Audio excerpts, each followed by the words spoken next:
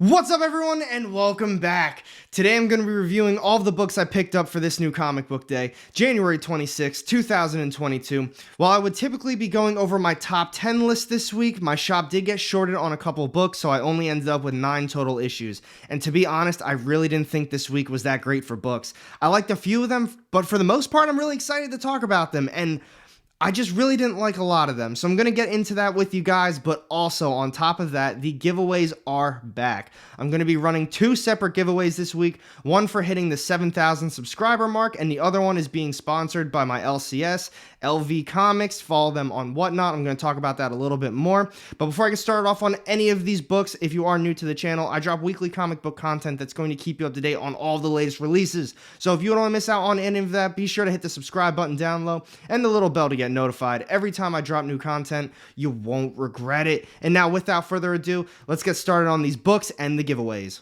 Alright everyone, I hope you're all having an awesome week so far today and you were able to get all of your new comic book day books in on time. And like I said before, hopefully you enjoyed these books a lot more than I did, because honestly, I really didn't think this week was all that great for new comics. But moving that aside, I'm going to talk about those books very shortly. Time for the giveaways. I'm going to be running 2 giveaways this week. One of them is going to be for hitting the 7,000 subscriber mark. Thank you everybody for all of the support over the last couple years. I love doing these videos. I love just making content and talking with the community about comic books. I really do enjoy it. And these 3 books were all given to me by Dynamite, so it's my way to give back to you guys as well. So they gave it to me to just enjoy because I love these books, but seriously, I love doing this stuff with you, so I'm just going to give it right back to the community. It's 3 virgin covers, but I'm also going to be running another giveaway as well, and those are going to be the weekly ones, and those are being sponsored by my LCS, The Encounter, in Allentown, Pennsylvania. That's where I started working full-time as well. I do their Whatnot auctions for the comic book side of things. I run those auctions every Sunday, Monday, Tuesday, Thursday, and Friday, typically at 6 p.m. EST. Their name is LV_comics. I'm going to be putting that in the description down low. So if you ever want to pop in, check out one of the auctions. They have been a blast. Even if you don't want to buy anything, it's always good conversations. And like I said, we just have a fun time. So the first giveaway, these are going to be the books from Dynamite. We've got Vengeance of Vampirillo, issue number 2. This is the Perio Virgin cover. We've also got Betty Page, issue number 3, another Virgin exclusive. And now finally, we have Red Sonja, issue number 10. So all 3 of these books are going to be going to one individual. All you have to do, like the video, comment your favorite book of the week, and then also make sure you're subbed up to the channel. But you also have 2 options to win this week, because while this is the first giveaway, we're also going to be doing the other giveaway from my LCS. The first book I'm going to be giving away is Thor, issue number 4. This is the 1 in 25 incentive variant. And then finally, we have Iron Man, issue number 12. This is the Raza variant. So you've got 2 opportunities. Like I said before, all you have to do is like the video, comment your book of the week, whether if you liked them or if you didn't like them, just your favorite book that you read, and then make sure you're subbed up to the channel. I'm going to be announcing these winners next week in the top 10 list, but now let's talk about this top 9 list. And here we go, everyone. We've got coming in at number 9 this week. This is Marvel's Black Panther, issue number 3. This is cover A, the big 200th issue for Black Panther. And honestly, it was just an alright issue. I didn't read any of the last volume. I put that aside. I decided to pick this one up. Alex Ross covers. Brand new Black Panther series. I said, why not? I'm going to give it a shot. The first couple issues really weren't that bad, but they did have a lot of info from that last volume, but they gave us a little bit of backstory to kind of catch us up on things. This one picks up right where the last one left off. We got a little bit of action, but for the most part, it was a very slow issue. T'Challa is still just trying to figure out what to do now. The whole agency that I'm pretty sure he created in the last volume has been compromised.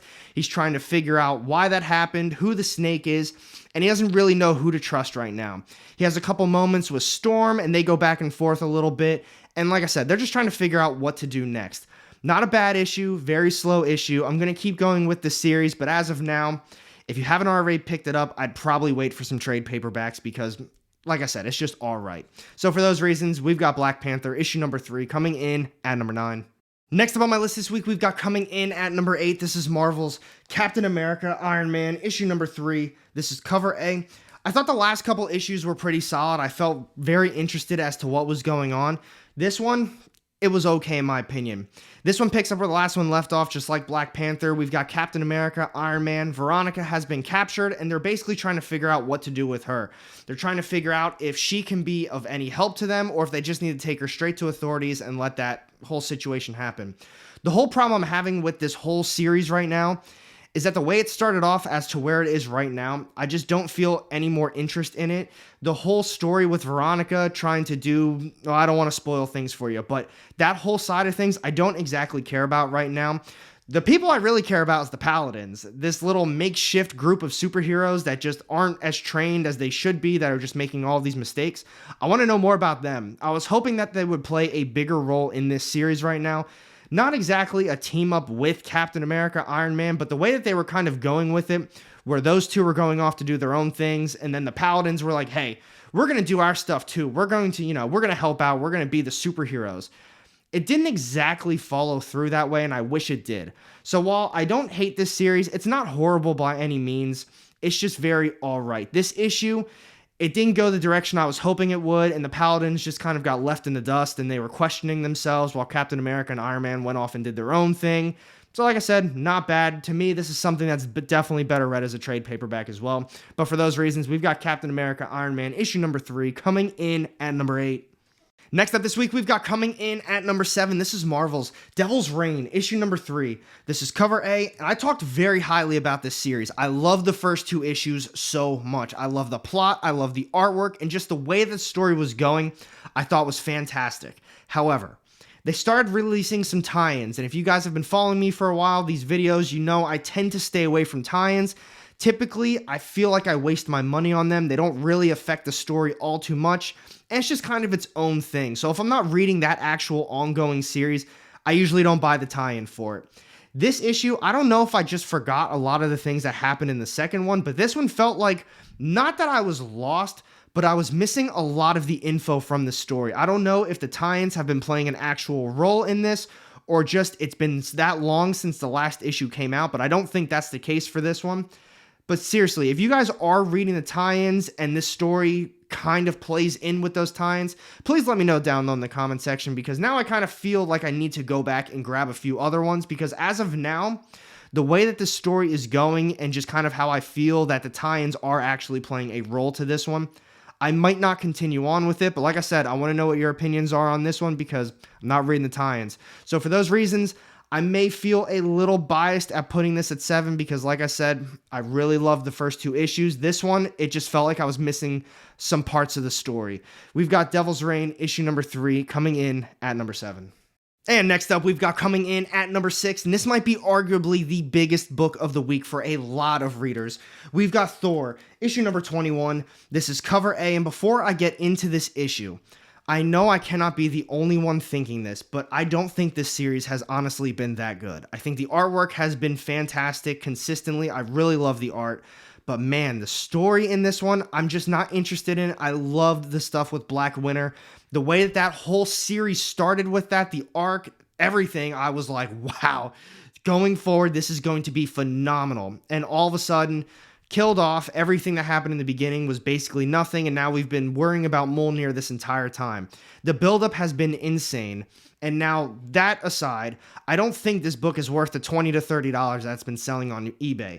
I don't think going forward, this Mjolnir character is going to really have any sort of value. I think something is going to happen, and then like Donny Cates does with a lot of the other characters that he creates, it's either something else, and I don't really want to spoil the Venom series, but if you've read Venom, you know what I mean by that little statement, or he's probably just going to kill the character off and never come back to it.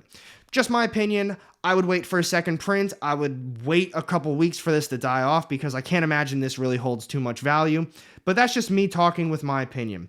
Now for this issue, I don't know if because of the prices or how everybody was hyping it up, I had higher expectations for it, especially because I haven't really liked most of this series, but I really don't think this issue was all that good either. We had some nice action scenes, but I don't think I'm really invested in this Mjolnir character that he's created.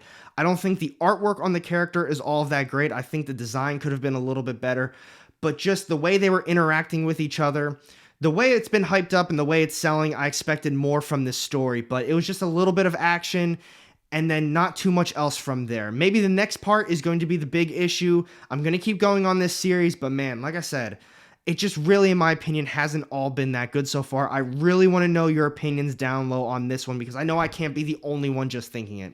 So for those reasons, we've got Thor, issue number 21, coming in at number 6. And here we go. We're down to the top 5 issues of the week we've got coming in at number 5 this week. This is Images, Frontiersman, issue number 5. This is cover A, and I've been back and forth on this series so far. I love the artwork. I talk about how I want a little bit more out of the story. We keep learning a little bit more and more through each issue about the Frontiersman, and it seems like each issue introduces kind of a new character, and you get a little bit of backstory on that character.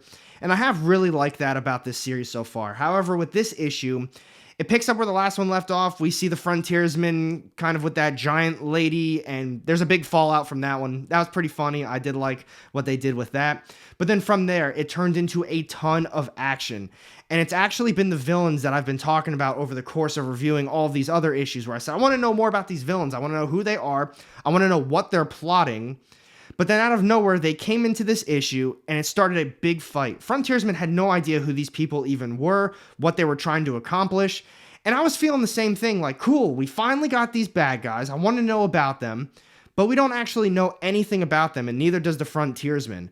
So while there was a lot of cool action, I did kind of like how they brought those villains into it. They didn't really talk about it at all, and like I said, I don't know who they are, Frontiersman didn't know who they are, so it just, to me, felt like some meaningless action. I'm going to continue on with this series, though, because like I said, the setup of the series itself, I have really liked. The artwork has been fantastic, and then just kind of how they introduce a new character each issue and gives backstory, and kind of how they relate to the Frontiersman. I've really liked that aspect to it. This one was a little different. Not bad by any means, but I just wish we got a little bit more info on those villains. So for those reasons, we've got Frontiersman, issue number 5, coming in at number 5. Next up, we've got coming in at number 4 this week. This is Images, Stray Dogs, Dog Days, issue number 2. This is cover A. This is the end of the little mini-series. I'm going to say it. Stray Dogs was one of my favorite series of last year. I absolutely loved it. I thought it was phenomenal. I thought the storytelling, the artwork, I thought it was all very well done. This series, I thought it was going to be a nice little continuation. I was a little worried about it being a 2-issue mini run. Even though this is slotted at my 4th spot for the week, this was 100% a cash grab. I will talk about that all the time. I talk about it in my live streams. I tell people that's my opinion on this. This little mini-series is an absolute cash grab, and I think they tried to really take advantage of the Stray Dogs fans. Each one of these issues, even though there's only 2 in the mini-series, they have 60-plus covers for each of them. I feel like they're trying to just capitalize on how popular the original Stray Dogs series was, and then they really didn't put a lot of effort into the series itself. The first issue, I can't remember what I even put it at, but I thought, man, this, just not a fan. It was just kind of 2 pages of each dog, and that's exactly how this one was too. However, the reason I'm putting at number 4 is because they kind of gave a nice little finish to the actual Stray Dogs story.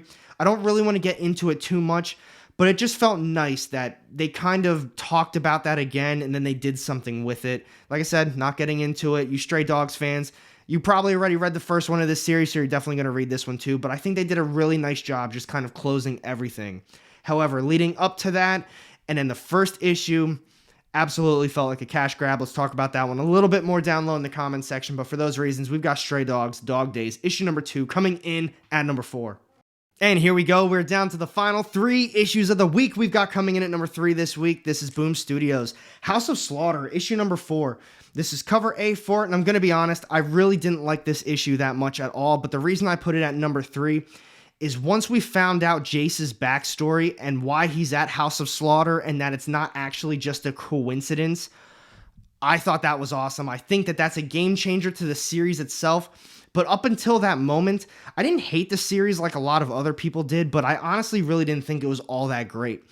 I think they really expected us to love Jace and Aaron just like we loved Erica throughout the entirety of Something is Killing the Children, and it just didn't work out that way.